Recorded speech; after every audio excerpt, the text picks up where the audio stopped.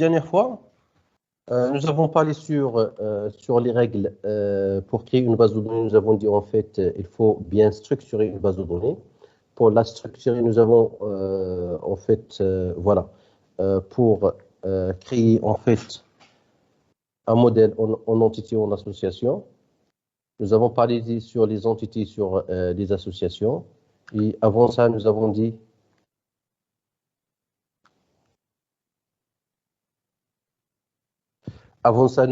en fait, pour créer une base de données. Alors, pour créer une base de données, il faut en fait, on commence d'abord en fait pour la création d'un cahier de charge. Alors, en fait, un cahier de charge, c'est un texte qui contient en fait la description de l'entreprise ou bien de l'établissement à qui on veut créer une base de données. Par exemple, je donne toujours l'exemple de l'IFST. Pour créer une base de données de l'IFST, il faut venir en fait rencontrer des gens, des responsables pour faire la collection des données. On cherche des informations. Est-ce que vous avez des cours? Est-ce que vous avez des salles? C'est quoi la relation entre la salle et l'enseignant? Est-ce que vous avez des administrateurs, etc. Alors tout ça, en fait, c'est un texte qui représente un cahier de charge, qui permet de faire la description, en fait, de monde réel, de la vie réelle, de ce que nous avons sur le terrain. D'accord? Alors ça, en fait, il s'appelle un cahier de charge, un texte. Par la suite, la deuxième étape, ça, ce sont des étapes de la méthode Meurice, parce que nous avons dit, en fait, pour créer une base de données, on doit suivre, il y a plusieurs méthodes. Parmi les méthodes, il y a la méthode Meurice. Alors, je suis en train d'expliquer, en fait, de faire un rappel sur la méthode Meurice. Alors, nous avons un cahier de charge, et à partir du cahier de charge, il faut faire sortir, en fait, les entités et les associations. Nous avons une entité comme ça, par exemple, étudiant, il est en association avec l'étudiant. Ça, c'est étudiant, par exemple. Ça, c'est professeur. Et l'opération, en fait, l'association, c'est enseigner. Et il faut, en fait, nous avons peut-être une autre association ici. Un professeur, par exemple, avec un cours. Voilà, c'est lui le responsable du cours, par exemple. Alors ça, ce sont des actions. Ça, ce sont des associations ou bien des actions. Et ça, ce sont des entités. Nous avons expliqué, ça veut dire quoi, une entité. Et par la suite, il faut faire sortir, en fait, ce qu'on appelle en fait des cardinalités. Alors, il faut faire des cardinalités ici, maximales et minimales. C'est-à-dire combien, au minimal ou au maximal, combien de fois une seule entité, il participe dans l'association. Combien, c'est-à-dire pour cela, par exemple, un étudiant, il est enseigné par combien de professeurs? Un étudiant, il est enseigné par un ou bien plusieurs enseignants. On ne peut pas mettre ici 0. Ça, c'est pas possible. Pourquoi? Parce qu'il s'appelle un étudiant. C'est pas possible, en fait, qu'il s'appelle un étudiant et qu'il n'a pas aucun professeur. C'est pas possible. Donc, au minimal, il y a un seul professeur et au maximal, il y a plusieurs. D'accord? Ici, en fait, pour le professeur, un professeur, il enseigne un seul ou bien plusieurs étudiants. D'accord? Ça, ce sont des cardinalités. Alors, ce modèle-là, ça, c'est une traduction de texte vers les entités et les associations. D'accord? Actuel de données, ou bien le modèle entité-association. D'accord? Et c'est une traduction de là vers là. Il faut savoir, en fait, maîtriser ce que nous avons sur le texte pour le pouvoir, en fait, on va essayer, à partir du texte, on va essayer de faire sortir les entités, les associations et les cardinalités à partir de ce texte-là. Ça, c'est la première étape.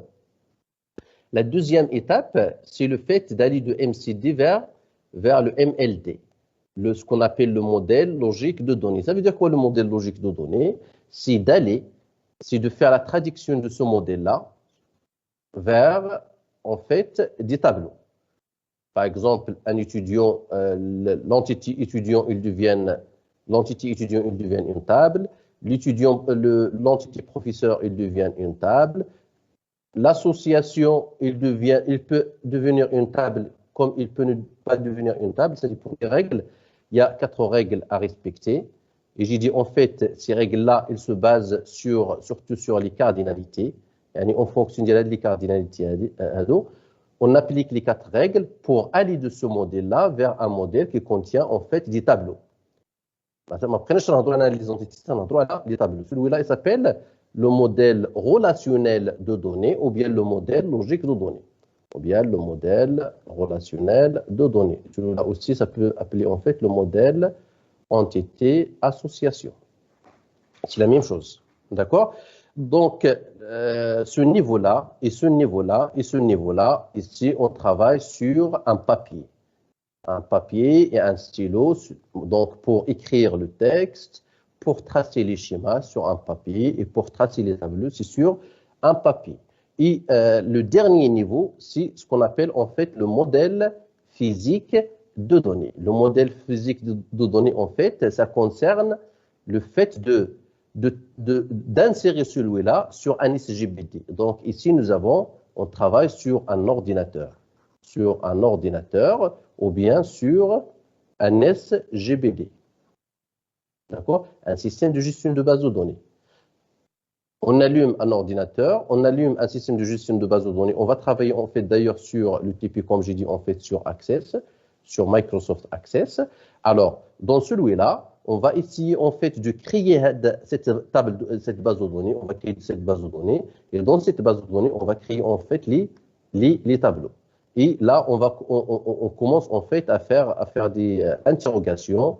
On va en fait insérer des données, supprimer des données, chercher des informations et tout ça. Alors, celui-là s'appelle le modèle physique de données. Ici, on va utiliser un langage SQL. Le langage SQL, c'est un langage informatique. Par la suite, en fait, je vais expliquer ça veut dire quoi un langage informatique.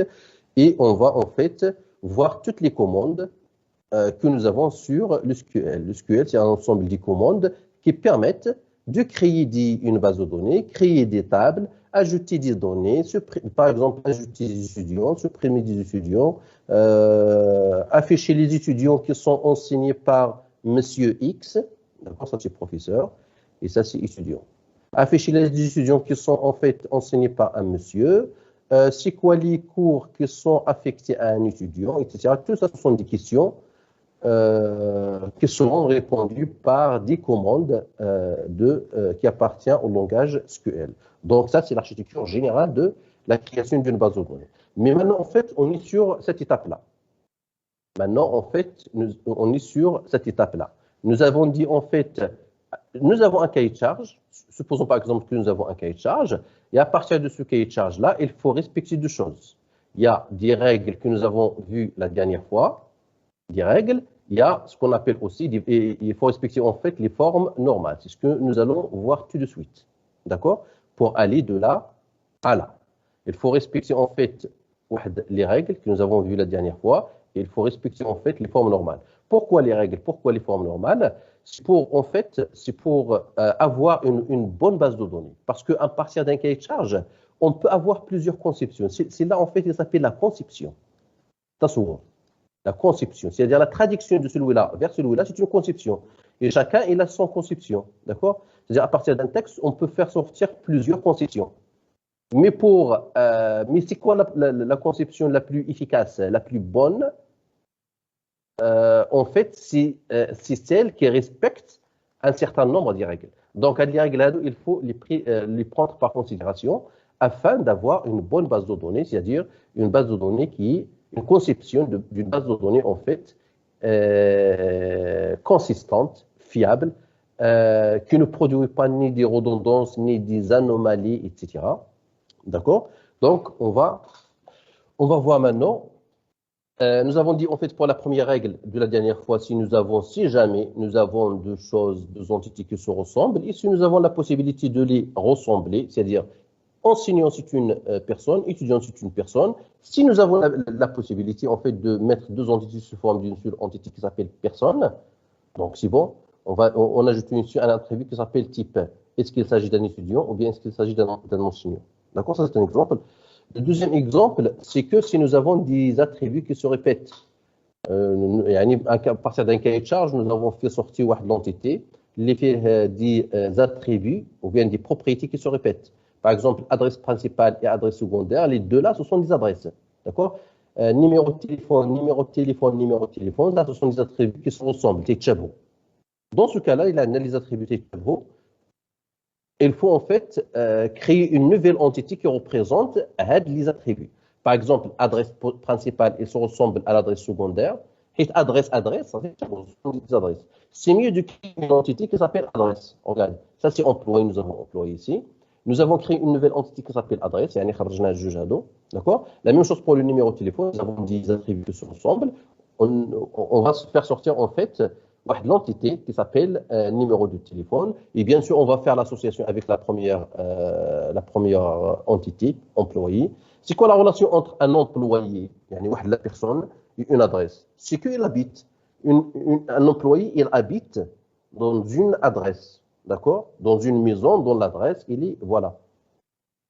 La même chose pour le numéro de téléphone. C'est quoi l'association ou bien la relation entre numéro de téléphone et employé? C'est posséder, avoir ou bien posséder. Un employé, il possède le numéro de téléphone. D'accord? Et si on met les attributs de celui-là, par exemple, une adresse. Adresse, on fait en fait deux, on fait adresse principale ou adresse secondaire. Pour chaque employé, il a deux adresses. Mais une seule adresse, quand je parle d'une seule adresse, il y a un numéro d'adresse, parce que nous avons dit en fait que c'est obligatoire d'avoir une clé primaire. D'accord? Il faut mettre une clé primaire pour chaque entité, on doit avoir une clé de la c'est pas clé primaire, pardon. Pour chaque entité, on doit avoir une clé. D'accord? C'est un attribut spécial, comme nous avons dit, qui permet de définir l'entité d'une manière unique. D'accord? C'est comme le numéro apogée de l'étudiant. Un étudiant, il doit avoir un numéro apogée. Pourquoi? Parce que si je mets seulement le nom, le prénom, etc., je peux avoir deux étudiants différents. Ils ont le même nom, le même prénom et la même date de naissance. Donc, je dois avoir un numéro qui permet de séparer les deux. D'accord? Donc, la même chose pour le numéro de téléphone. Il a une clé primaire. Donc, pour l'adresse d'abord, il a une clé primaire. On écrit l'adresse, le code postal, c'est-à-dire, par exemple, pour Bnimlel, c'est 23 000, et la ville, c'est Bnimlel. La même chose pour le numéro de téléphone. Il y a un numéro de téléphone, par exemple, le numéro 1, le numéro 2, le numéro 3, le numéro 4. Et le numéro de téléphone lui-même, il y a 06, 60, etc., etc. Et le type. Est-ce qu'il s'agit d'un téléphone domicile ou bien il s'agit d'un téléphone portable? Ce type-là, c'est un texte ou bien c'est un mot qui accepte comme valeur, qui peut être égal à domicile ou bien fixe, qui est égal à fixe, domicile, ou bien portable. Ça, c'est le type de numéro de téléphone. Ça, c'est la deuxième règle. Et pour la troisième règle, nous avons dit que ça se ressemble un petit peu à la première règle, c'est pour la spécialité. Généraliste, dentiste, ophtalmologue, tout ça, en fait, ce sont des médecins. Ben, s'il y a possibilité, en fait, de créer une entité qui s'appelle médecin, on va mettre le numéro de médecin, le nom, le prénom, l'adresse et le type. Est-ce qu'il s'agit d'un ophtalmo, dentiste, ou bien il s'agit d'un généraliste?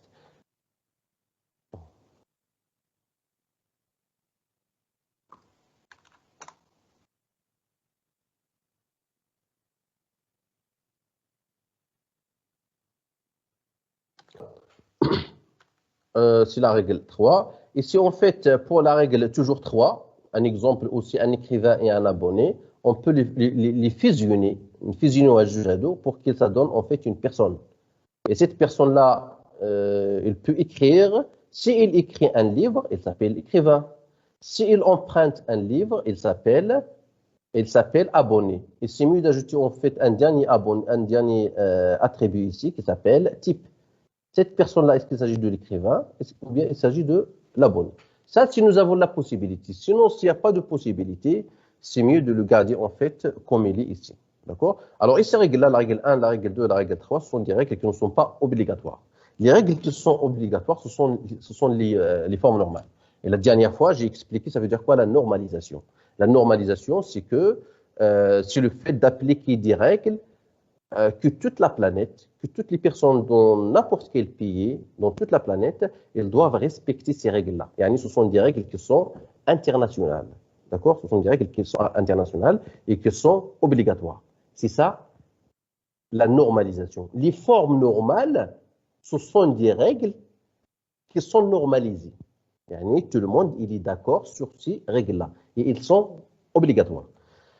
Donc, voilà la normalisation, c'est-à-dire la création des règles, la normalisation, c'est-à-dire avoir un certain nombre de règles qui sont obligatoires et qui sont internationales, s'applique sur le modèle entité-association, c'est-à-dire le modèle qu'on vient de voir, le modèle entité-association, comme il s'applique aussi sur le modèle relationnel, ou bien le modèle relationnel de données, ou bien le modèle logique de données. Il s'applique sur celui-là, comme ils peuvent s'appliquer sur celui-là.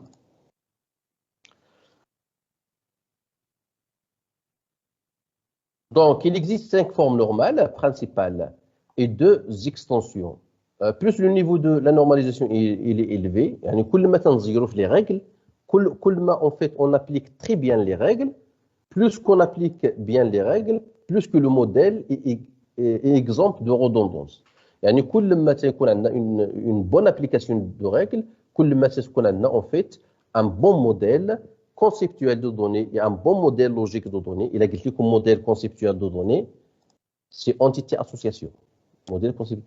Il a dit comme le modèle relationnel de données ou bien le modèle logique de données, ce sont des tableaux. D'accord? Par la suite, vous allez comprendre ça veut dire quoi un certain nombre de tableaux qui sont.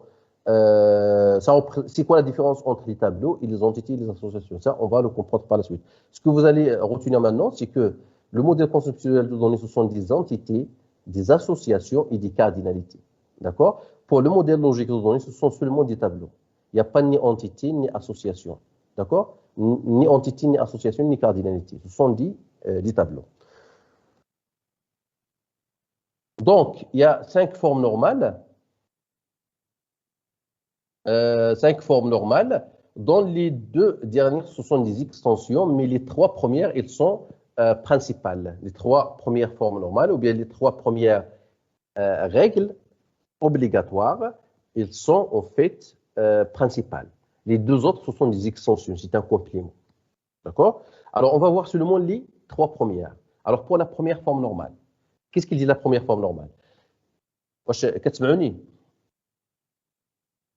Oui, monsieur. Très bien. Alors, pour la première forme normale, qu'est-ce qu'il a là? Ça, en fait, ça demande un petit peu de concentration. Surtout pour la deuxième et la troisième. Pour la première, il n'est pas assez compliqué. Une entité ou bien une association. يعني إلا هضرنا دابا تنهضروا على قلنا en fait pour le modèle pour les formes normales, il s'applique sur le modèle entité-association ou bien le modèle conceptuel de données, comme ils peuvent être s'appliquer sur le modèle relationnel, d'accord, ou bien le modèle logique de données. Alors, on va ici en fait de voir les formes normales de point de vue modèle conceptuel de données, يعني l'applicabilité les entités associations. Et ça va être la même chose au niveau des tableaux. D'abord, ça veut dire quoi les formes normales? Alors, une entité, d'abord c'est ça la règle, la première forme normale. Une entité ou bien une association, il est en première forme normale, il est en première forme normale, donc il respecte la première forme normale.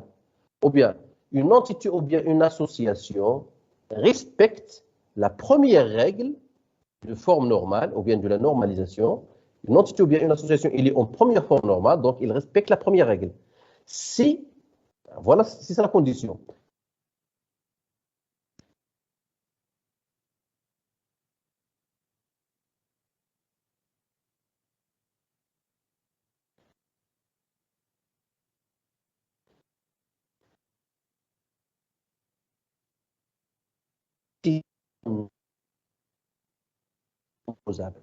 D'accord? Et si on fait la règle pour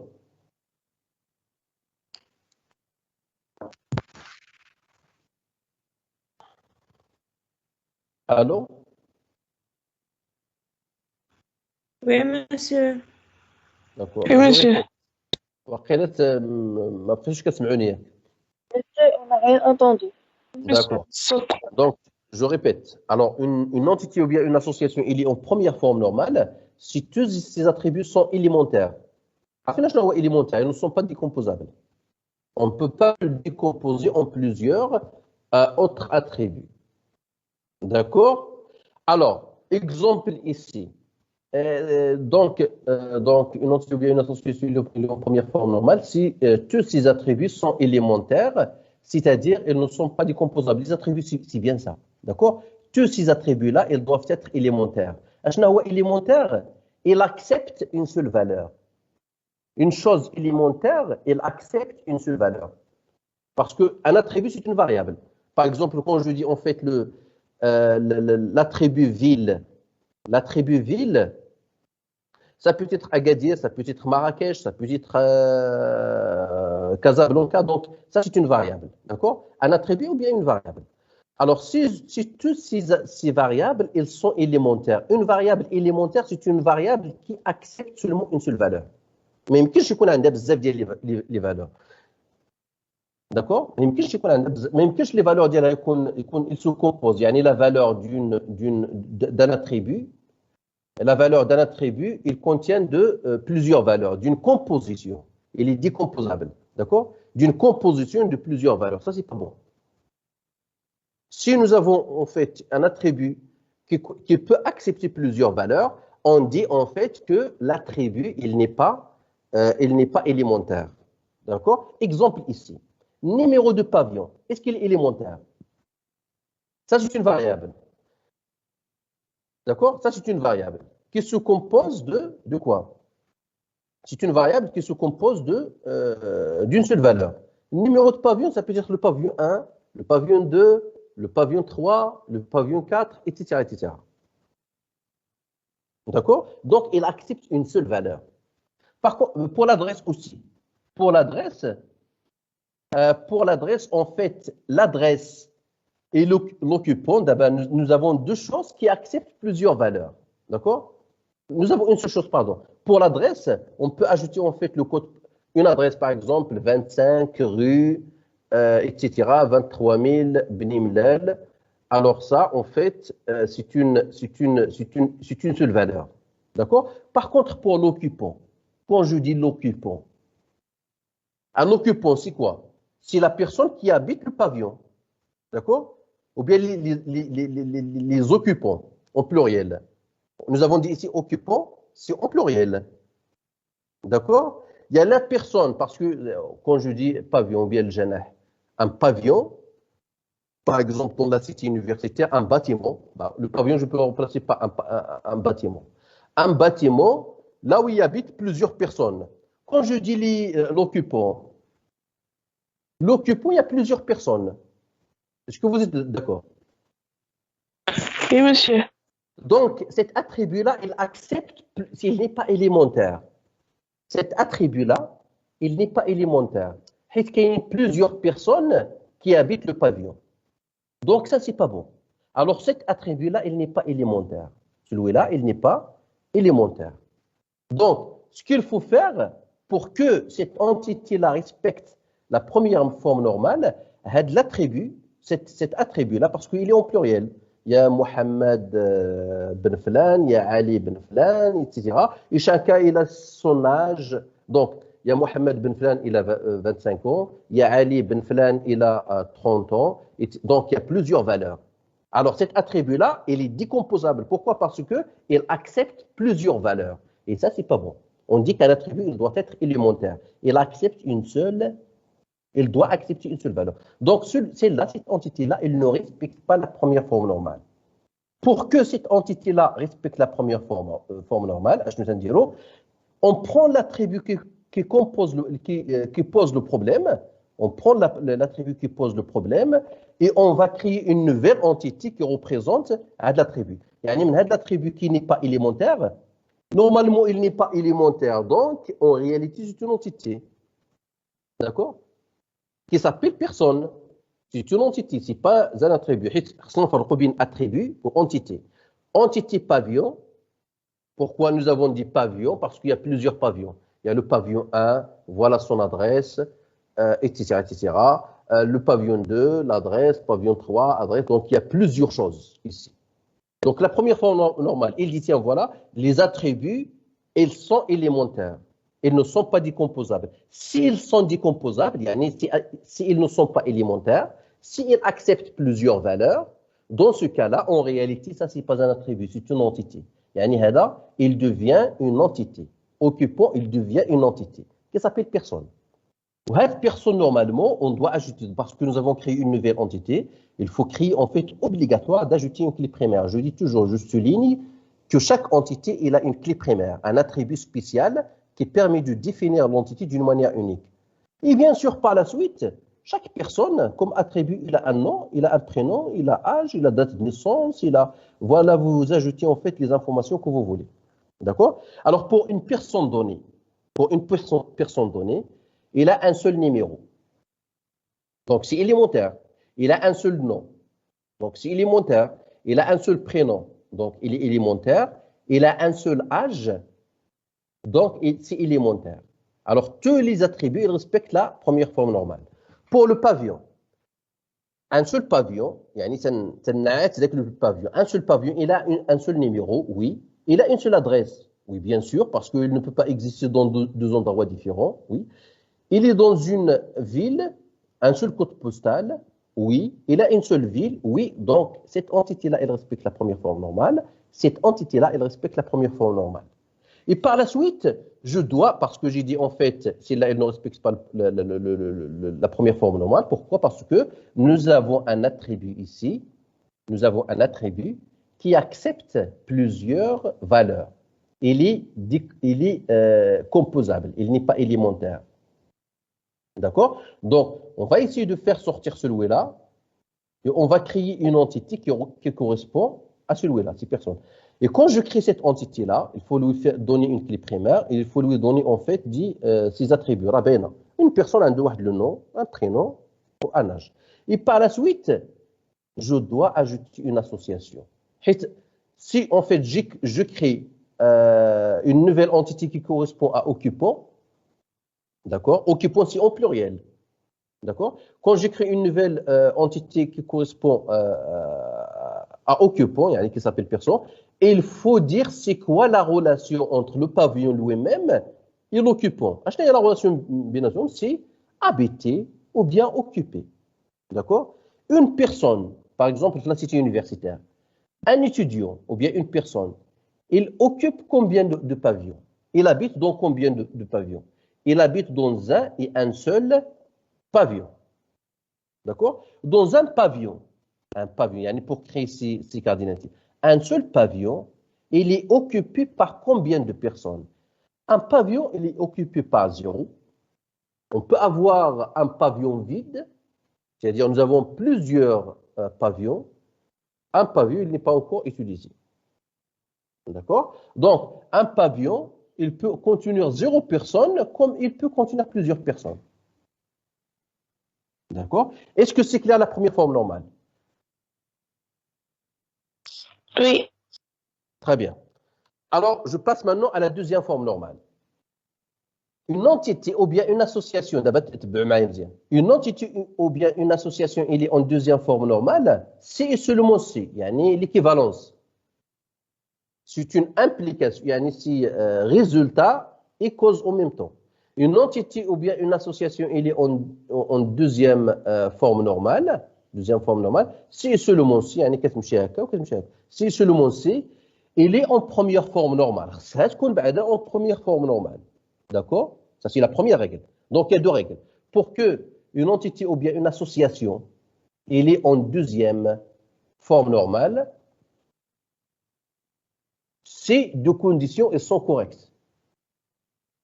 D'accord? La première condition, c'est que il doit être, cette entité-là, il doit être d'abord, la deuxième forme normale, il faut qu'il soit d'abord en première forme normale. Ça, c'est la première condition. La deuxième condition, c'est que si tous ces attributs n'appartenant pas à la clé dépendent de la totalité de la clé.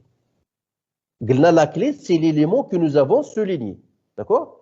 Il faut que, la première fois normale, la deuxième condition, il faut que tous ces attributs n'appartenant pas à la clé dépendent de la totalité de la clé. L'exemple d'ici. Exemple d'ici, nous avons article. Nous avons article.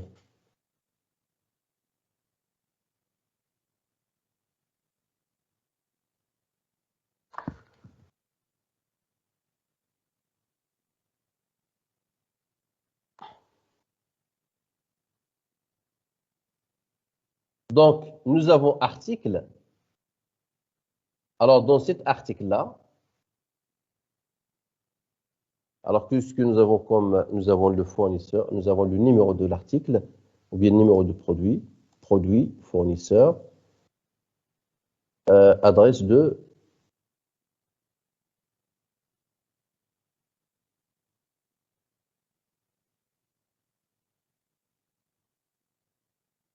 donc nous avons ici produit, nous avons fournisseur, quand fois nous avons fournisseur, nous avons adresse fournisseur.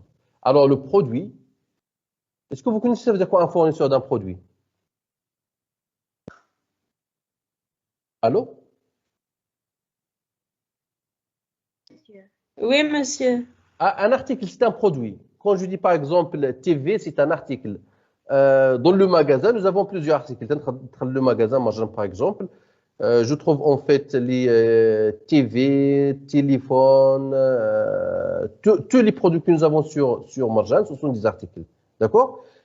Chaque article, en fait, il représente en fait un produit, il y a un nom de produit, ou un fournisseur. Le fournisseur, c'est la personne qui a fourni. Par exemple, pour maintenant Samsung, c'est la société Samsung qui fournit les produits qui s'appellent Samsung. D'accord? Un fournisseur, c'est la personne qui fournit, c'est la personne qui fournit des produits. يعني هو اللي يعطينا les produits, هو اللي يبيع لنا les produits. D'accord?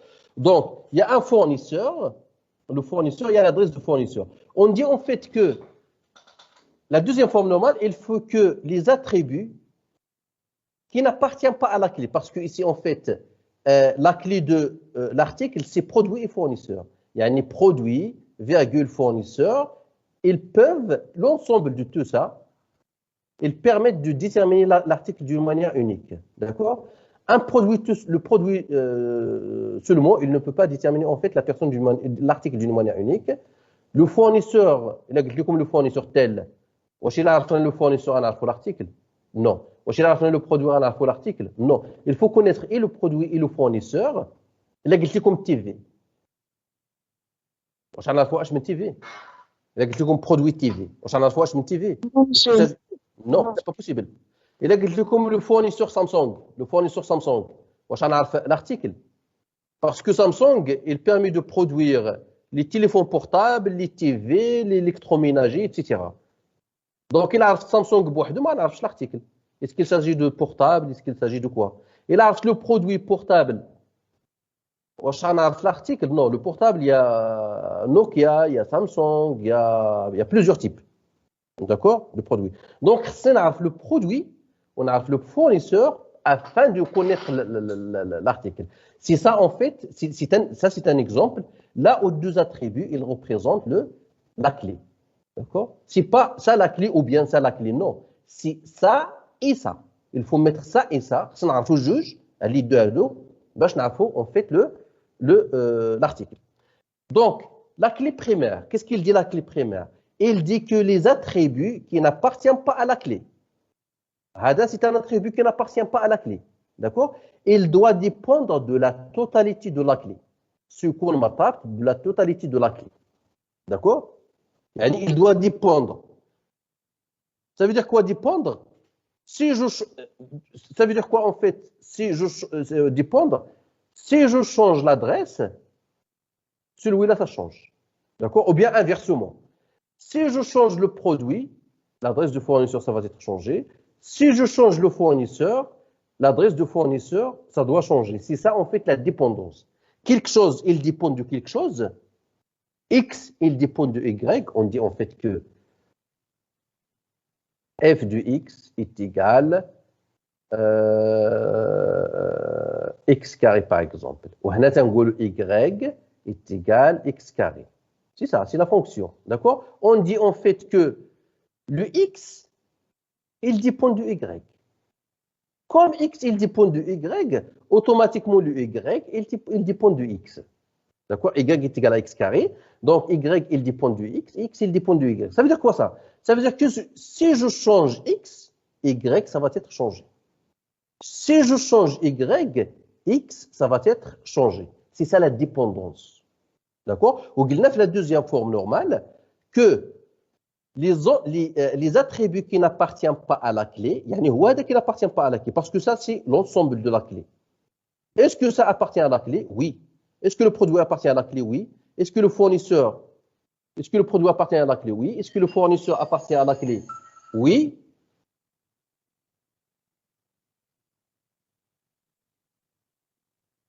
Est-ce que le produit appartient à la clé? Oui. Est-ce que le fournisseur appartient à la clé? Oui. Est-ce que l'adresse du fournisseur appartient à la clé? Non. Donc, l'adresse du fournisseur, il n'appartient pas à la clé. La règle.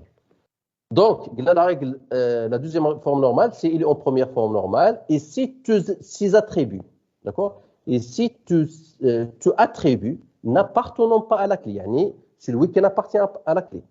Là, on se concentre sur l'attribut qui n'appartient pas à la clé. Il doit dépendre de la totalité de la clé. Il doit dépendre de la totalité. Il y a l'adresse du fournisseur, il doit dépendre de la totalité de la clé. D'accord? Alors, je vous donne la dépendance. Est-ce que l'adresse du fournisseur dépend du fournisseur? Il a le fournisseur. Ou l'adresse de l'autre? Oui, monsieur. Donc, l'adresse du fournisseur, il dépend du fournisseur. Vous êtes bien d'accord?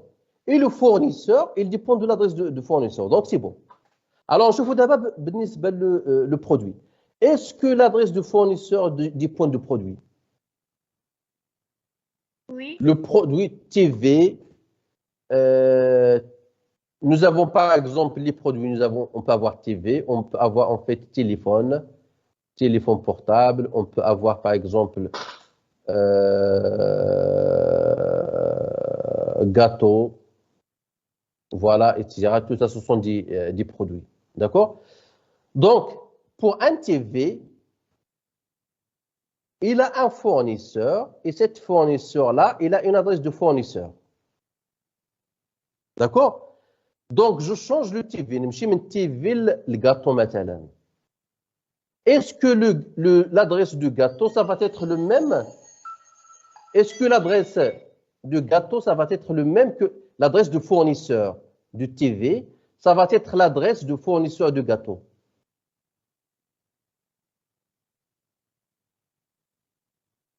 Est-ce qu'ils ont la même adresse? Non. Non. Donc l'adresse du fournisseur, elle ne dépend pas du produit.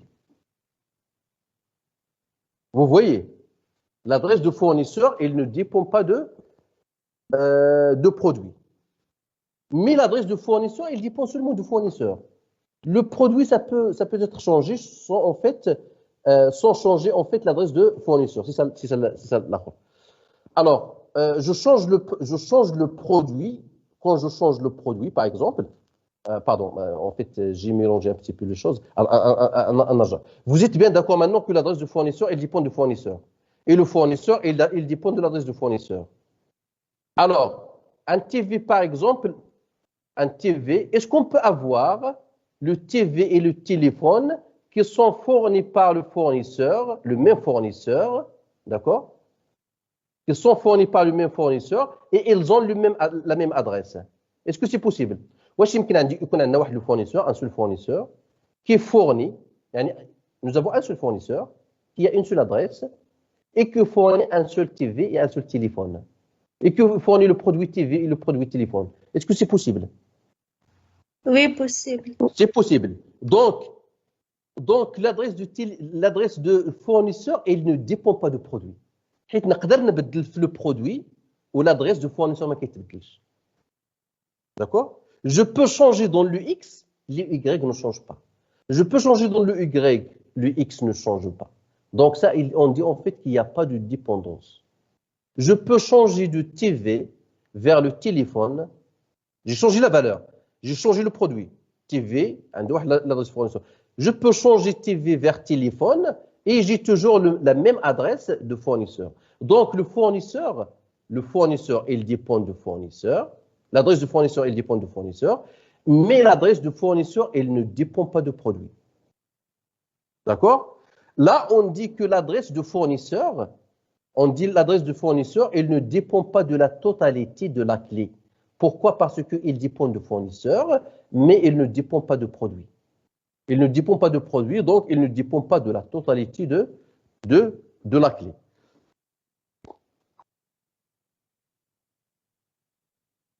Donc, dans ce cas-là, comme nous avons en fait un problème comme celui-là, le problème que nous avons ici, c'est que c'est la relation entre les attributs qui n'appartiennent pas à la clé et les clés elles-mêmes. D'accord? Donc, je répète, la règle 2, c'est qu'un attribut qui n'appartient pas à la clé, les wahda, il doit dépendre de la totalité de la clé. Yani les deux. Il doit dépendre de la totalité de la clé. D'accord, je fais l'adresse du fournisseur. Est-ce qu'il dépend du fournisseur? Oui. Parce que si je change le fournisseur, nous avons plusieurs fournisseurs. Le fournisseur A, le fournisseur B. Si je change la valeur A vers le B, bien sûr, l'adresse, ça change. Automatiquement. Si je change l'adresse, le fournisseur, ça change. Si je change le fournisseur, l'adresse, ça change. Comme valeur, je parle des valeurs. D'accord? Mais la relation entre l'adresse du fournisseur et produit, il n'y a pas de dépendance. Parce que je peux avoir plusieurs produits, TV, téléphone, qui ont une même adresse de fournisseur. Je change de TV vers téléphone, mais l'adresse de fournisseur, ça ne change pas. Pourquoi? Parce que le fournisseur, il fournit plusieurs produits. Il fournit plusieurs produits. D'accord? Donc, si je change entre les produits, de produit A vers le produit B, c'est toujours ils ont toujours la même adresse de fournisseur. Donc, ici, il n'y a pas de dépendance entre adresse du fournisseur et produit. Dans ce cas-là, je dis en fait que l'adresse du fournisseur, elle ne dépend pas de la totalité de la clé. Et la solution, c'est quoi? Nous avons ici un problème au niveau de la clé. On dit ici que la clé, il n'est pas bien choisi. La clé, il n'est pas bien choisi. La solution, c'est de changer cette clé-là pour avoir une nouvelle clé qui s'appelle... Nous avons article ici. C'est mieux de choisir un numéro d'article qui représente la clé.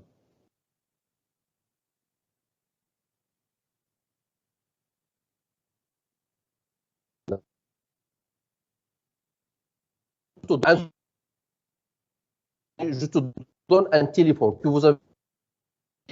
Il a un numéro. Oui, il a un numéro tiré. Très bien. Est-ce qu'il a un seul produit?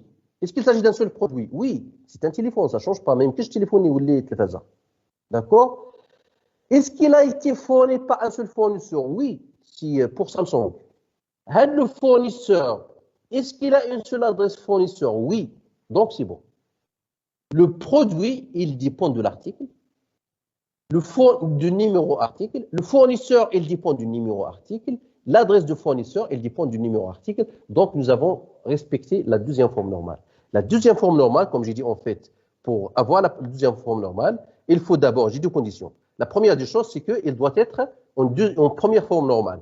C'est-à-dire que la première forme normale doit être respectée. D'accord? La deuxième condition, c'est qu'un attribut qui n'appartient pas à la clé, il doit dépendre de la totalité de la clé. Et ce n'est pas le cas. Parce que l'adresse du fournisseur, il dépend du fournisseur, mais il ne dépend pas de produit. D'accord? C'est quoi la solution? C'est qu'il faut changer en fait la clé, parce que nous avons mal choisi la clé.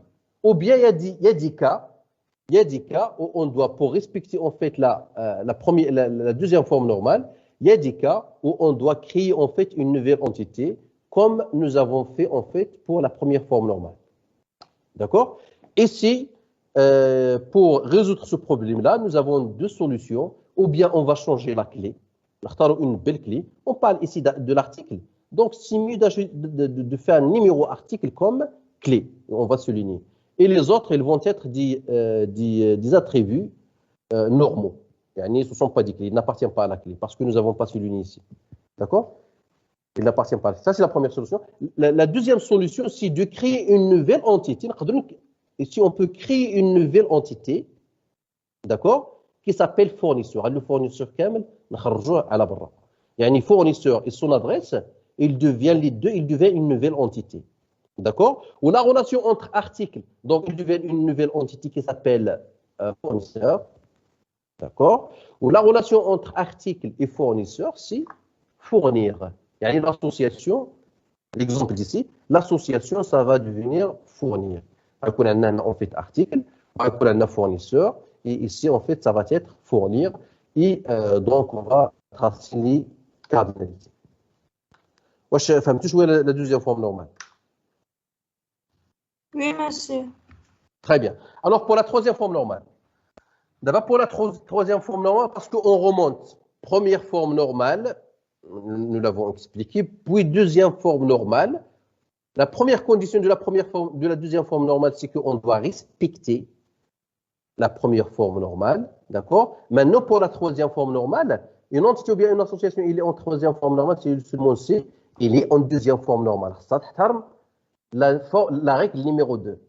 Et s'il respecte la règle numéro 2, automatiquement, il respecte la règle numéro 1. D'accord? Donc, si on est en troisième forme normale, donc c'est bon. Parce que nous avons dit, en fait, pour les formes normales, il y en a 5.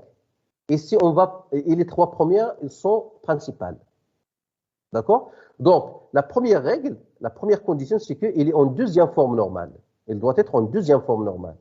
Et si tous ces attributs dépendent directement de sa clé et pas d'autres attributs, d'accord?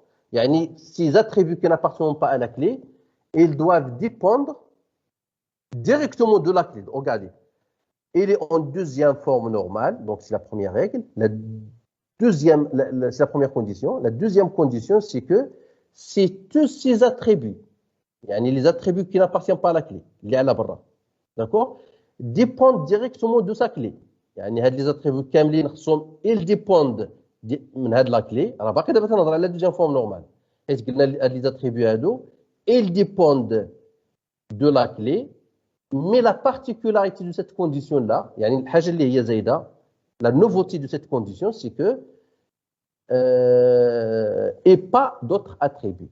Le mot et pas d'autres attributs, ça représente la particularité de la troisième forme normale. Ça veut dire quoi? Ça veut dire que les attributs qui n'appartiennent pas à la clé, ils dépendent de la totalité de la clé, mais pas d'autres attributs. Il faut que, d'abord à l'axe, il faut que le fournisseur, par exemple, produit, il doit dépendre de la clé. On attendra la deuxième forme normale. Voilà qu'il la particularité de la troisième forme normale, c'est que le produit, il ne doit pas être dépendant du fournisseur. Le produit, il ne peut pas être dépendant de l'adresse du fournisseur. D'accord? Et il y a dit la particularité de la troisième forme normale. Le fournisseur, il doit dépendre de la clé, du numéro de l'article, mais il ne doit pas être dépendant ni du produit, ni de l'adresse du fournisseur. Et si l'adresse du fournisseur, il doit dépendre de la clé, ça c'est la deuxième forme normale. La particularité de la troisième forme normale, c'est que l'adresse du fournisseur, il ne doit pas être dépendant de produit, ni du fournisseur. Il y a des attributs qui n'appartiennent pas à la clé, mais une dépendance binatoire. Il ne faut pas avoir une dépendance entre les attributs. Donc, je prends. Alors, nous avons ça si...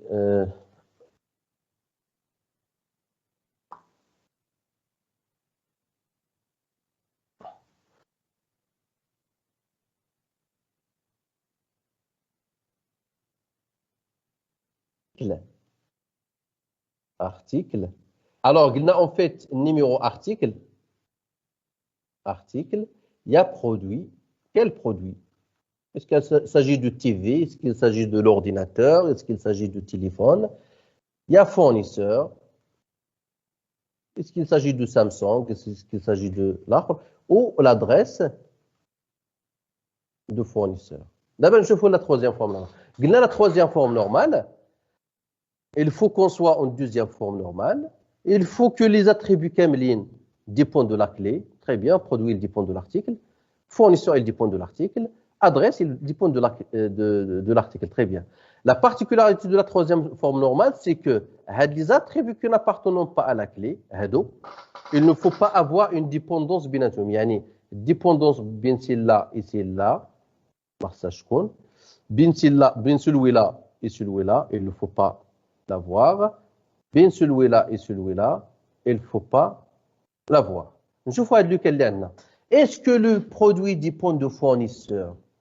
Il a TV. Est-ce que c'est automatiquement Samsung? Non, c'est pas. Ça peut être Toshiba, ça peut être Philips, ça peut être quelque chose. D'accord? Donc, le produit, il ne dépend pas de fournisseur. Il a le fournisseur, Samsung. Est-ce qu'il dépend du produit? Non. Il a le Samsung.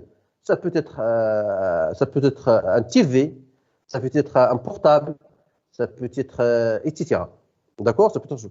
Mais maintenant, entre fournisseur et adresse fournisseur, quand je dis Samsung, est-ce que son adresse il est fixée? Est-ce qu'il y a une dépendance entre produit et fournisseur? Oui, monsieur. Quand il y a une dépendance. Donc, si là, on dit que si là, ça ne respecte pas la troisième forme normale. Ou la solution, c'est quoi la solution? Donc, pour corriger le problème, Tangier le problème là, là où j'ai le problème. J'ai dit en fait, la troisième forme normale, il faut que les attributs qui n'appartiennent pas à la clé ne doivent pas avoir une dépendance entre eux. Donc, le produit, il ne dépend pas du fournisseur, donc il n'y a pas de souci. Produit, il ne dépend pas de l'adresse du fournisseur, donc il n'y a pas de souci. Mais fournisseur, il dépend de... Donc ici, la couleur... Voilà. Mais fournisseur, il dépend de l'adresse du fournisseur. Alors, j'ai le problème ici.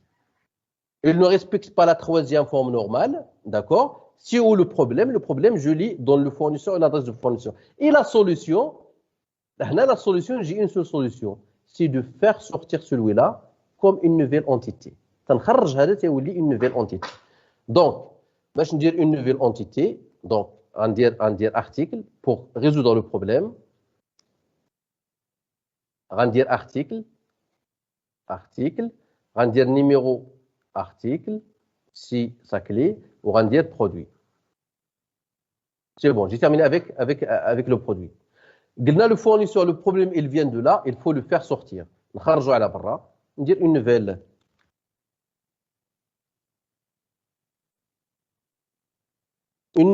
entité qui s'appelle, il y a des fournisseurs, l'adresse fournisseur, une nouvelle entité qui s'appelle, donc ça c'est fournisseur. Ça c'est une nouvelle entité. Il faut, donc pour chaque entité, la première des choses à qui qu'on doit réfléchir, c'est sa clé. Il y a un numéro fournisseur. Un attribut, il peut représenter la clé. Je peux le mettre. Je peux mettre un numéro de CEN parce que c'est une personne. Numéro de la carte d'identité nationale. Je peux dire numéro du fournisseur. Je peux dire ID fournisseur, l'identifiant du fournisseur. Je peux mettre n'importe quelle valeur ici qui représente la clé. C'est pas unique. La valeur, l'attribut, il y a plusieurs attributs. Par exemple, une personne, vous par exemple, je peux vous identifier avec plusieurs choses. Je peux vous identifier d'une manière unique avec votre numéro apogée. Je peux vous identifier avec une manière unique. Je peux vous identifier d'une manière unique avec votre numéro de la carte d'identité nationale. Je peux vous identifier d'une manière unique avec le numéro de passeport. C'est-à-dire, il y a plusieurs attributs que je peux choisir et qui peuvent jouer le rôle de la clé. Il y a le choix du rôle de la clé, juste, il faut choisir un numéro ou bien un attribut logique par rapport à notre situation. Un numéro de fournisseur, il dépend, c'est un numéro que je donne à chaque fournisseur. Je vais dire la base de données.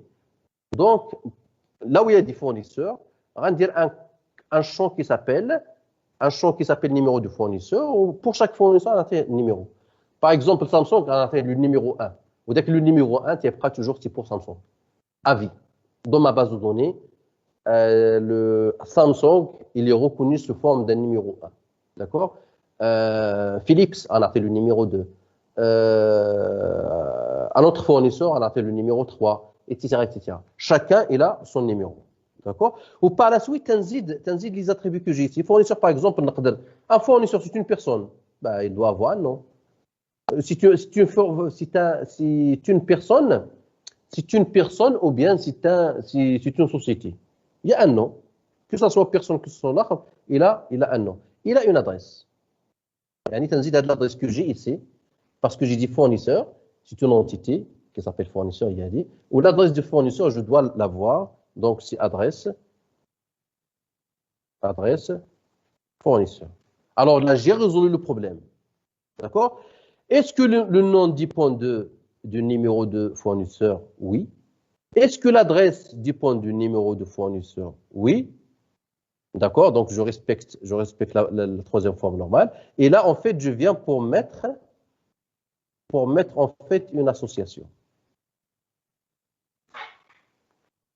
D'accord? C'est quoi la relation, l'association entre article et fournisseur? C'est fournir, le verbe fournir. Yani, un article, il a été fourni par un fournisseur, ou bien un fournisseur, il fournit un article. D'accord? Maintenant, pour le numéro, pour les cardinalités. On a envie de dire, en fait, بالنسبة les cardinalités, nous avons dit ici, en fait, un article, il peut être fourni par un ou plusieurs fournisseurs. L'exemple de un ou plusieurs. Donc, ici, c'est un article, il est fourni par un ou plusieurs fournisseurs. D'accord? Ou un fournisseur, un seul fournisseur, il fournit combien d'articles? Un fournisseur, il fournit combien d'articles, à votre avis? Un ou plusieurs articles. Normalement, c'est un ou plusieurs articles. D'accord? Un ou plusieurs articles. C'est pas zéro. 0n, ça c'est pas bon. D'accord? Alors ici dans le cours, essayez de faire attention à ce zéro-là. Il n'est pas bon. Mais en général, ce zéro-là, que ce soit je mets 0 ou bien 1, ça pose pas de problème parce que par la suite, quand on passe, pourquoi les cardinalités? À l'échelle les cardinalités, c'est pour faire le passage de MCD vers le MLD. D'accord? C'est pour faire ce passage-là. Ou les cardinalités, la cardinalité minimale a moins d'importance. Que ce soit 0, que ce soit 1, que ce soit la cardinalité minimale, mais a des importances. Mais il y a 4 règles, vous allez constater que la valeur minimale, il n'a pas beaucoup d'importance. D'accord? Que ce soit 0 ou bien 1.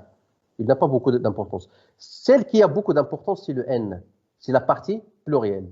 Alors, c'est le maximal. Est-ce qu'il s'agit de pluriel? Est-ce qu'il s'agit de 1? Est-ce qu'il s'agit de 1 ou bien de pluriel? D'accord? Donc, nous avons résolu le problème. J'ai dit, en fait, la troisième forme normale, il faut qu'on soit, en fait, en deuxième forme normale. Il faut que les attributs qui n'appartiennent pas à la clé dépendent de la clé. Il faut que les attributs entre eux, il n'y ait pas, en fait, une dépendance entre eux. D'accord? Il ne faut pas avoir une dépendance entre les attributs qui n'appartiennent pas à la clé. Très bien. Donc, l'élaboration d'un modèle entité-association. D'abord, pour élaborer un modèle entité-association. تنفكروا دابا نديروا en fait un modèle entité-association. قبل ما نديروا le modèle entité-association, اشنو خصنا نديروا? Qu'est-ce qu'il faut faire pour arriver à créer ce modèle entité-association? D'accord? La première des choses, c'est recueil des besoins. Trait des informations, identification des entités, identification des associations. Le recueil des besoins et le trait des informations, il s'appelle la création du cahier de charge.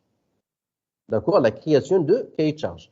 Recueil des besoins, c'est-à-dire collecter l'ensemble des données à partir du document de l'entreprise. Tout à l'heure, j'ai dit en fait, la première des choses, c'est de créer un cahier de charge. Pour créer un cahier de charge, il faut venir à l'établissement ou bien à l'entreprise à qui on veut créer une base de données, d'accord? Il faut faire le recueil de besoins, yani la collecte des besoins. تنجمعوا les besoins. Vous avez quoi? C'est quoi les relations? C'est quoi les associations? C'est quoi les entités que vous avez, etc. تنجمعات c'est quand même sous forme d'un bloc-notes, d'accord? Yani je suis en train de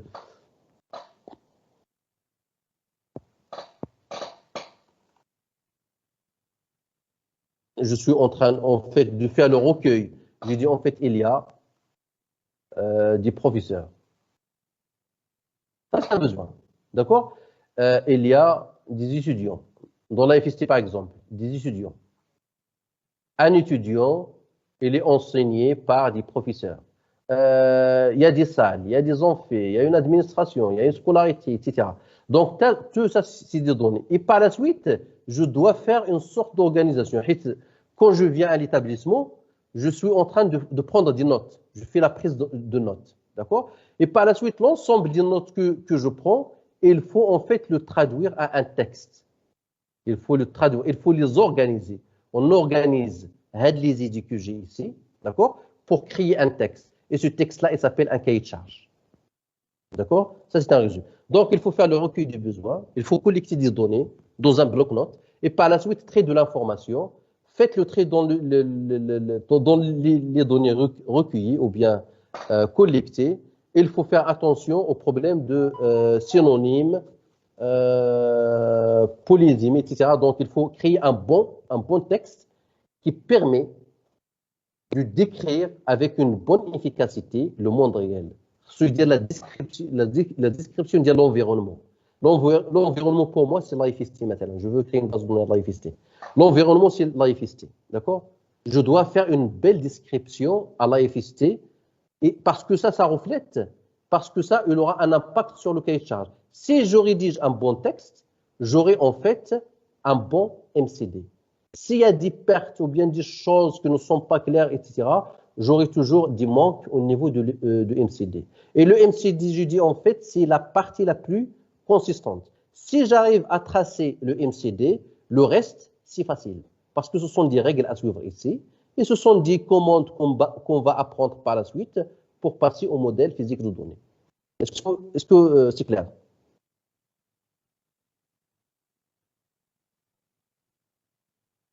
Donc, il y a le recueil des besoins, il y a le trait de l'information. Par la suite, regardez l'identification des entités, l'identification des associations, vérification de modèles. Alors, tout ça, en fait, c'est le fait d'aller de là vers là. Alors, quand je suis maintenant, j'ai fait la prise de notes, j'ai organisé les idées sous forme d'un cahier de charge. À partir de ce cahier de charge-là, il faut aller chercher des entités dans ce cahier de charge-là. تنعاود نقرا le cahier de charge وسنخرج منه les entités. D'accord? تنخرج منه les associations entre les entités, يعني les relations entre les entités. Et par la suite, je vais faire sortir en fait les cardinalités. Les cardinalités, ce sont liés avec la manière que nous avons vu. Nous avons des entités et des cardinalités. Ces cardinalités aussi, ils sont décrites dans le cahier de charge. Parce qu'on dit en fait dans le cahier de charge, un étudiant, il est enseigné par un ou plusieurs professeurs. Ça, c'est un texte que nous avons ici. Donc, un étudiant, il est enseigné par un ou plusieurs professeurs. Regardez la phrase. Un étudiant, il est enseigné par un ou plusieurs professeurs. Ça, c'est une phrase que nous avons sur le cahier de charge. D'accord? Et ça montre quoi? Un étudiant, il est enseigné. Donc, automatiquement, l'étudiant, c'est une entité. D'accord? Le professeur, c'est une entité. Enseigner, c'est une association entre les deux. Un ou plusieurs, ce sont des cardinalités. La phrase, un étudiant, il est enseigné par un ou plusieurs professeurs, ça remplace en fait cette partie-là.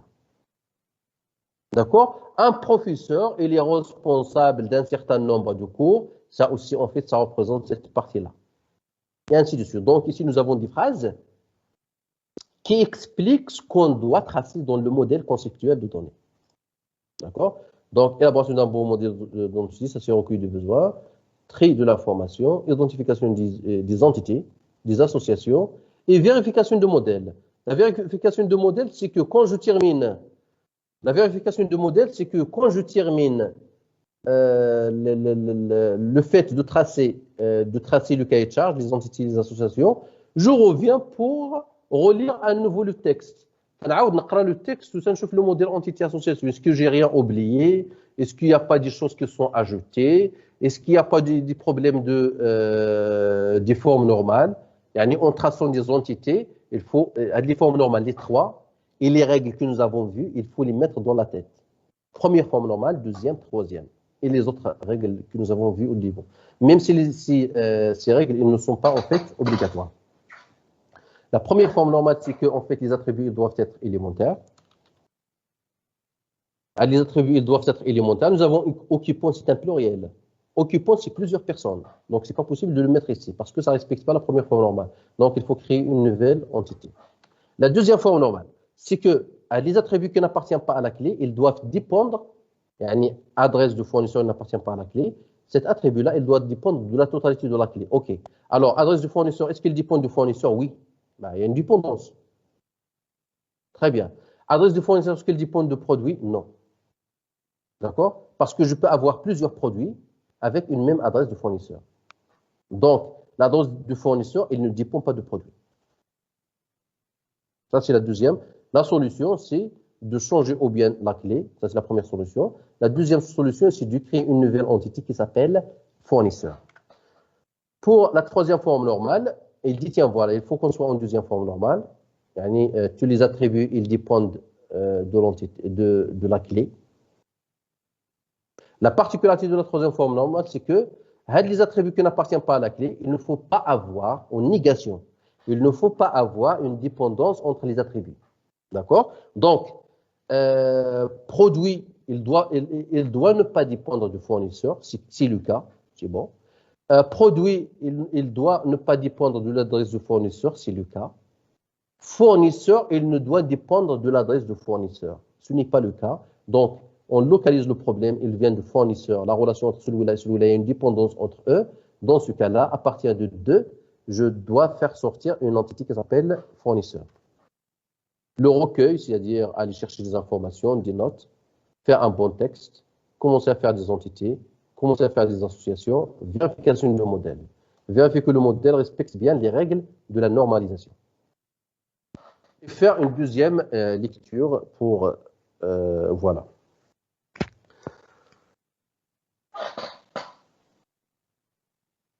Alors maintenant, en fait, on va voir un petit exemple. Un petit exemple, en fait, ça c'est un cahier de charge, d'accord? Et à partir de ce cahier de charge-là, on va essayer de faire sortir le modèle entité-association. Donc, on va essayer de faire le passage, ce passage-là. Nous avons un texte, je vous donne un texte, et on va essayer de faire sortir le modèle entité-association. D'accord? Ça, c'est un texte. Essayez de lire le texte. Vous avez 2 minutes pour lire le texte et faire sortir les entités. D'accord? Les entités, les associations, bizarrement.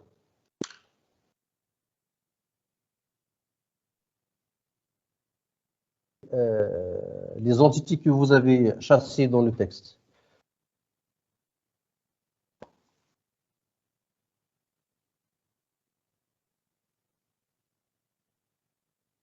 Entité, c'est client. Très bien. Deuxième. Le compte du client. Très bien. La troisième.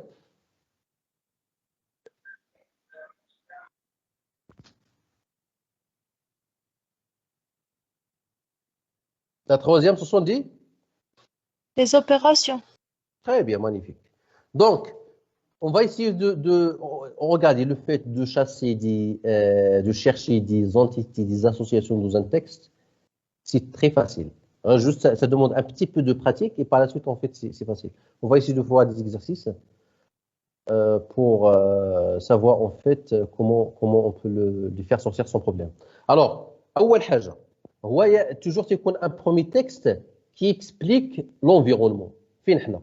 Est-ce qu'on est dans une banque, dans une entreprise, dans un établissement scolaire, dans une faculté, c'est une phrase qui permet d'expliquer en fait ce qu'on cherche à faire. Une banque ديزير بوسيدي ان سي جي بي دي يعني واحد لا بنك وني سور لونفيرونمون دو لا بنك صافي سي بون انا تحت دابا في لا بنك وتعرف شنو كاين في لا بنك فيه دي كونت فيه دي كليون فيه دي بيرسونيل ايتترا مي سويفون لو تكست جو دو ريسبكتي لو تكست حيت هادشي اللي عندي جي با دوطر شوز je peux avoir dans le cahier de charge, je peux avoir dans le monde réel des choses qui n'existent pas sur le cahier de charge, mais en fait, je respecte le cahier de charge donné. Le cahier de charge d'État et je dois le respecter. Alors, une banque, il désire posséder un SGPD pour suivre ses clients. La banque, il veut créer une base de données, une base de données pour suivre ses clients. D'accord. Là-bas, on est sur l'environnement. Il désire ainsi stocker les coordonnées de chaque client. Oui, là, un client a le nom, le prénom, une adresse. Ça, ce sont des attributs. Un client, il s'agit d'un verbe, d'une action? Non, il ne s'agit pas d'une action. Donc, ce n'est pas une association. Ça, c'est un client. Donc, c'est une entité. Alors, dans ce cas-là, Je viens ici pour tracer le أول حاجة, tracer le client. يعني je dis ici en fait, ça c'est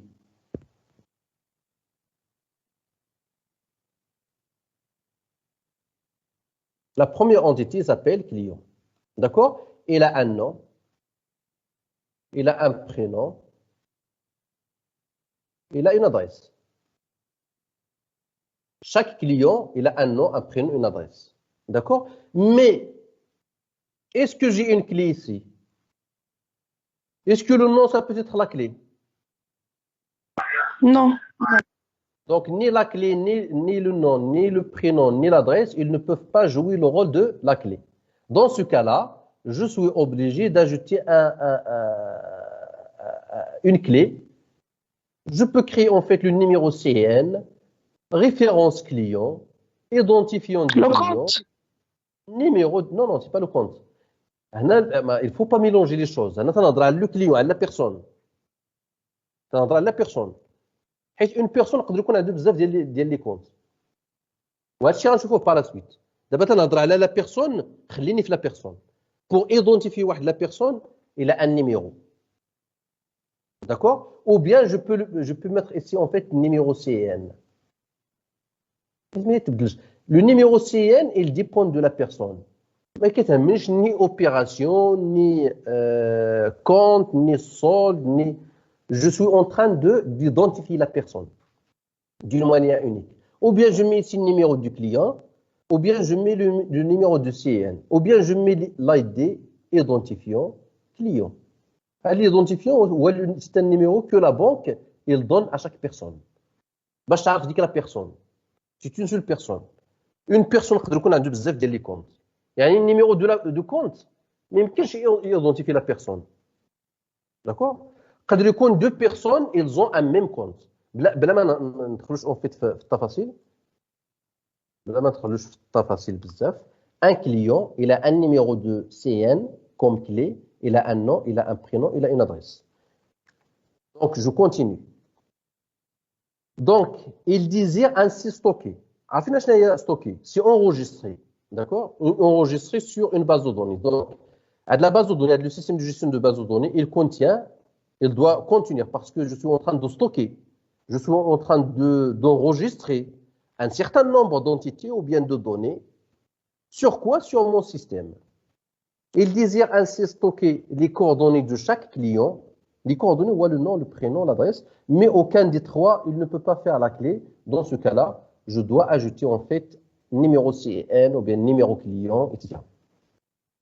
Il doit stocker aussi les comptes dont il dispose.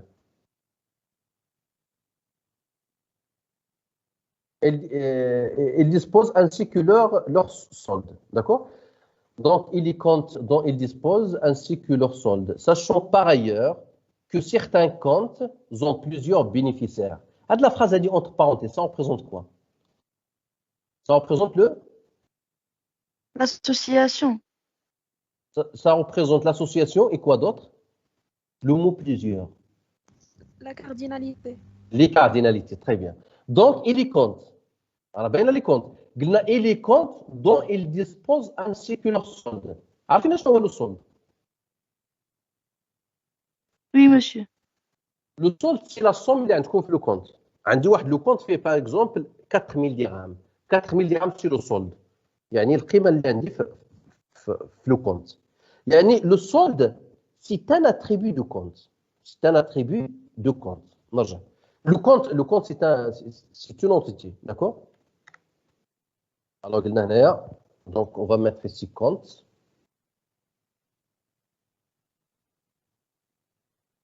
Donc, compte. Alors, un compte fait le solde. D'accord? Est-ce que le solde peut faire la clé? Non. Donc, il faut mettre ici numéro de compte. Et je souligne. D'accord? Ça, c'est une deuxième entité. Alors, on a maintenant les comptes dont elles disposent ainsi que leur solde. Sachant par ailleurs, c'est ça l'association, sachant par ailleurs que certains comptes ont plusieurs bénéficiaires. Les bénéficiaires, on a les clients. Sachant par ailleurs que certains comptes, ils ont plusieurs bénéficiaires. يعني ils ont plusieurs المستفيدين. شكون المستفيد من واحد لو compte؟ هو le client. D'accord? يعني un compte, il peut avoir plusieurs bénéficiaires. D'accord, très bien. Je viens ici, si la phrase, il est compte dont il dispose. Disposer. L'action, c'est disposer. يعني un client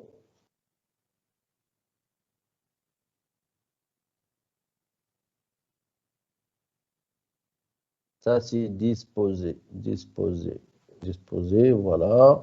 Donc, un client. Donc, نرجع la phrase pour mettre la cardinalité. Sachant par ailleurs que certains comptes, يعني كاين واحد لي comptes اللي فيهم بزاف ديال les bénéficiaires.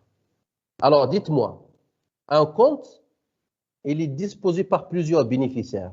Alors, un compte, pour les cardinalités d'un compte, il peut avoir au minimum combien de clients? Un compte, il appartient à combien de clients? Un ou bien Un au N. minimal. Et au maximal, N. Pourquoi? Parce que nous avons dit ça dans le texte. Nous avons dit un compte, si pour plusieurs, ça peut être, il y a des comptes qui appartiennent à plusieurs bénéficiaires ou bien à plusieurs clients. Un seul compte, dans le cas normal, c'est un compte pour un seul client ou bien pour plusieurs clients. D'accord? Parfois, la maman et le père, ils ont un seul compte. Parfois. D'accord? Un client, en réalité, un client, cette cardinalité-là, elle n'est pas tracée dans la cardinalité. ما هضرناش عليها في le cahier de charge. Mais en réalité, un client, une banque, il peut avoir combien de comptes? Un ou ou plusieurs N. comptes. علاش c'est pas zéro? Parce qu'il s'appelle un client. Oui. D'accord? Je dois mettre un parce qu'il s'appelle un client.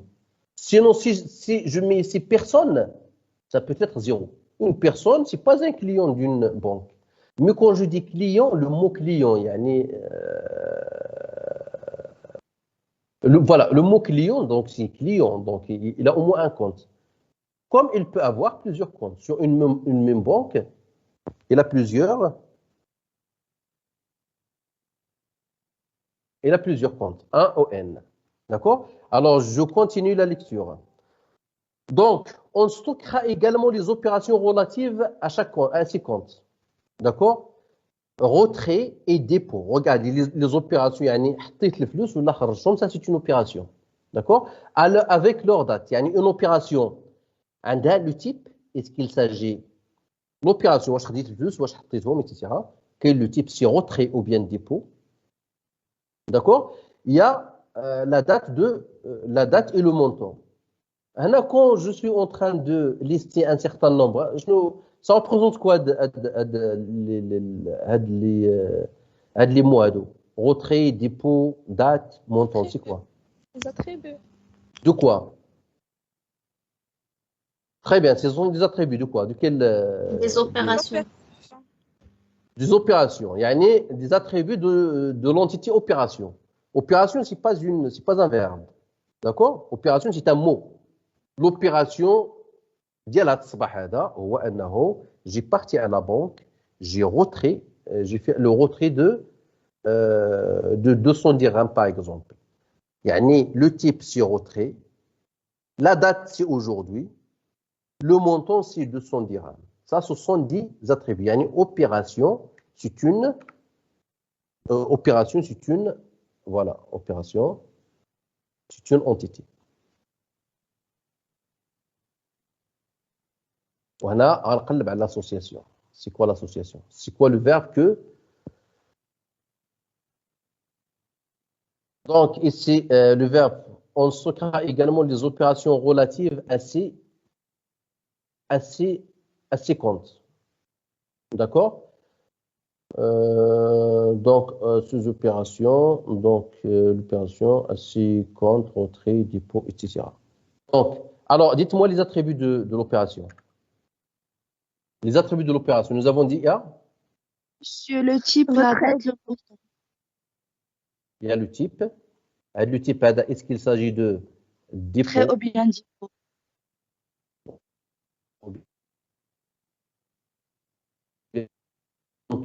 اشنو حطيت ولا اشنو خديت لو مونطون.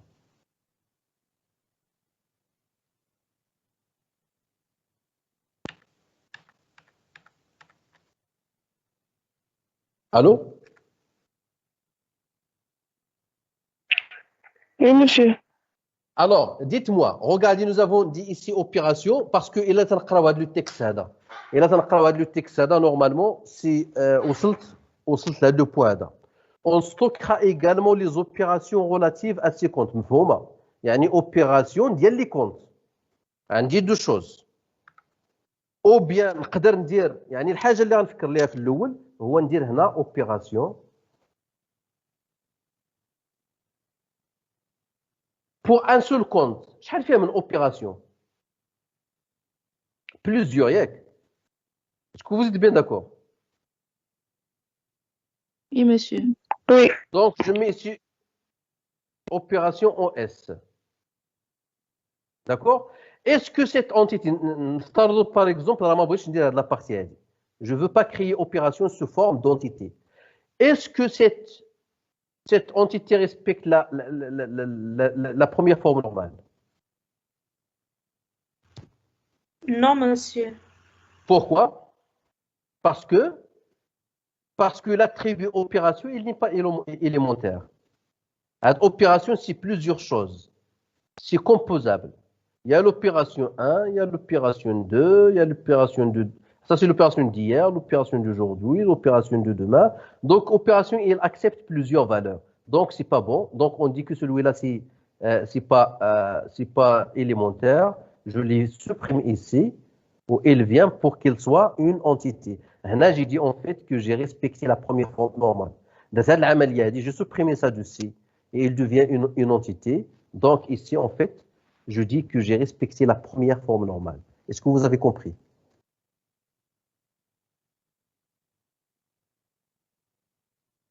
واش فهمتوا؟ Allô? Oui, monsieur. Oui, monsieur, vraiment. Très bien. Alors, dites-moi, c'est quoi la relation ou bien l'association entre opération et compte? ملي تنقول opération et compte, اشنو هو le verbe اللي غندير هنايا؟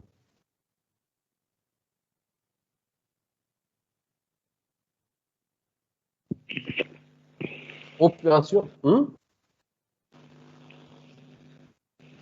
Tirer.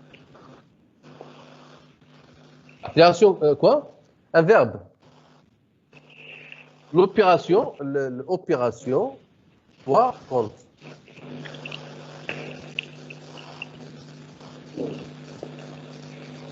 Ça peut être quoi? Essayez le micro, s'il vous plaît. Le micro. C'est concerné. Concerné. Ça veut dire une opération, il concerne un compte. Ou bien un compte, il est concerné par une opération. Ou bien je peux mettre ici appliquer. Appliquer. Une opération, il est appliqué sur un compte. Ou bien un compte, voilà, une opération, il a été appliqué sur un compte. Ou bien un compte, nous avons appliqué sur un compte une opération. D'accord? Mais le mot, je pense le mot concerné, c'est mieux. D'accord? Concerne. Yani, une opération, il concerne un compte, ou un compte, il est concerné par une opération. D'accord? Alors, dites-moi ici, le type, la date, le montant, est-ce qu'il peut faire la clé primaire de l'opération? Non, monsieur. D'accord. Donc, ça, je dois ajouter en fait numéro opération. Et je souligne. D'accord? Alors, maintenant, pour les cardinalités. Sur une opération, l'opération, il est appliqué sur combien de comptes? Il a glissé comme l'opération, c'est le dépôt ou bien le retrait d'un montant dans une date. L'opération, c'est pour combien de comptes? Un compte. Un au minimal, au maximal, c'est combien? M. Est-ce que je peux appliquer une opération sur plusieurs comptes en même temps? Non. Voilà, c'est un. Une opération, limite, on dit une opération, yani, واش يمكن ندير une opération sur plusieurs comptes? C'est pas possible. C'est-à-dire une opération sur un seul compte. Un et un seul. D'accord? Un compte, dans un compte, il est concerné par combien d'opérations? Yani, imaginez d'abord, vous avez un compte, il y a combien de dépôts ou bien de retraits que vous avez appliqués au minimal et au maximal? 0 au N. Très bien. 0 au N. Je peux avoir un compte là où j'ai jamais mis ni dépôt ni retrait. D'accord? Et comme je peux avoir, yani ce zéro-là, un compte, jamais ni dépôt ni retrait. D'accord? Et un compte aussi, là où j'ai appliqué plusieurs opérations, plusieurs retraits, plusieurs dépôts. Et celui-là, il s'appelle le MCD, le modèle conceptuel de données. Ça marche? Oui, monsieur. Magnifique. Très bien. Alors, voilà. Si vous avez des questions par rapport à ça. Par la suite, on va voir en fait des exemples de textes. Je vous donne d'autres exercices avec des solutions pour que le fait de travailler 5, 6 cahiers de charge, là, en fait, le test qu'on a comme une expérience suffisante pour à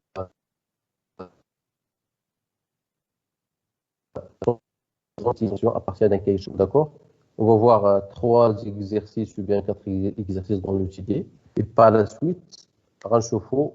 Et par la suite, en fait, on a comme d'autres exercices et des solutions pour pratiquer un petit peu.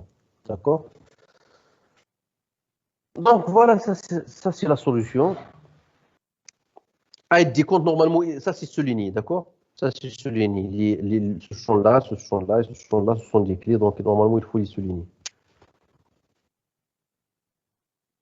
Voilà, maintenant on est sur le modèle relationnel ou biologique de données. Alors, je finis d'abord en fait la partie AD. Nous avons vu tout ce que le cahier de charge. Là, j'ai dit en fait c'est une description de monde réel.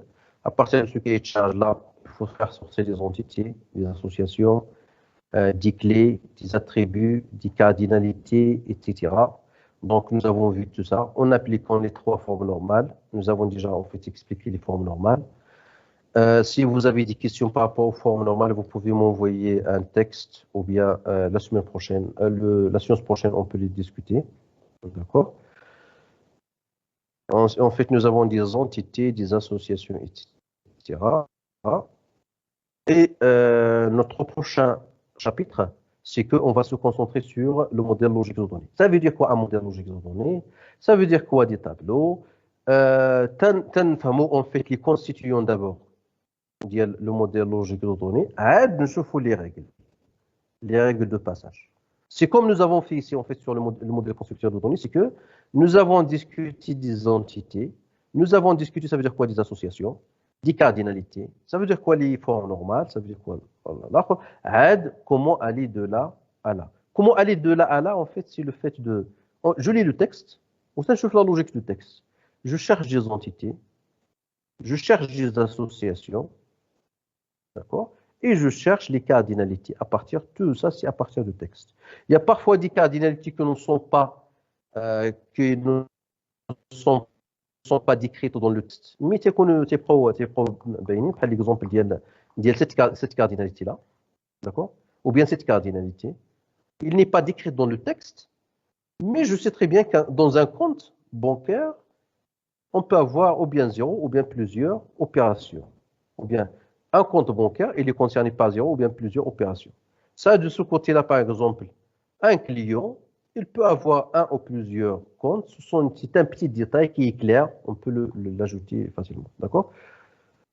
Donc, voilà, la prochaine fois, on va voir, comme j'ai dit, en fait, cette partie-là, on va voir, nous avons quoi dans les tableaux. Ça veut dire quoi la redondance? Ça veut dire quoi un tableau? Etc. يعني دابا نمشيو à notre niveau. Le troisième niveau de la méthode Meurize. C'est le troisième niveau, on va voir les tableaux et par la suite on va voir les règles. donc quelques d'autres règles pour le bon fonctionnement de la base de données. Et quand on termine tout ça, là, on va attaquer en fait la partie de SQL. La partie de modèle physique de données. D'accord? Alors, dites-moi, بالنسبة l'emploi de temps. L'emploi de temps, en fait,